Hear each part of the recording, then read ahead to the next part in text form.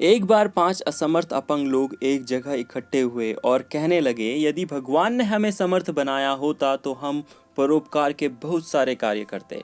अंधे ने कहा, यदि मेरी आंखें होती तो जहाँ कहीं भी कुछ अनुचित देखता उसे सुधार देता।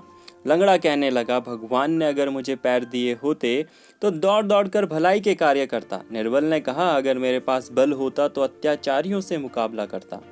निर्धन ने कहा, धनी होता तो मैं सभी दीन दुखियों की सेवा करता।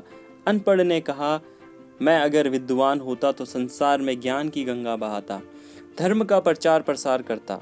भगवान उन पांचों की बातें सुन रहे थे।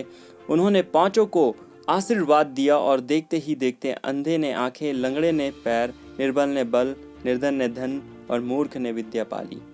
वे फूले ना समाये, लेकिन परिस्थिति बदलते ही उनके विचार भी बदल गए। अंधा सुंदर वस्तुएं देखने में ही लगा रहता और अपनी अतृप्ति बुझाता। लंगड़े को सैर सपाटे से फुर्सत न थी, धनी और सुख सुविधा जमा करने में लगा रहता।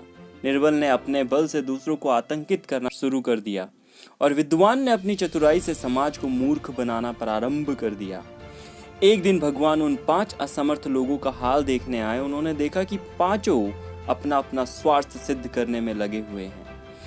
अपने आशीर्वाद का दुरुपयोग होते देखकर उन्होंने अपने सभी वरदान वापस ले लिए। पांचों फिर जैसे के तैसे हो गए। अब उन सबको अपनी पुरानी प्रतिज्ञाएं याद आई और वे पछताने लगे। अब उन्हें पता चला कि उन्होंने भगवान से पाए हुए आशीर्वाद और अवसर को प्रमाद में गवा दिया। लेकिन अब पछताने से क्या होना था? सच यह है कि जो अवसर का उपयोग करने से पहले चूक जाते हैं वे खाली हाथ ही रहते हैं।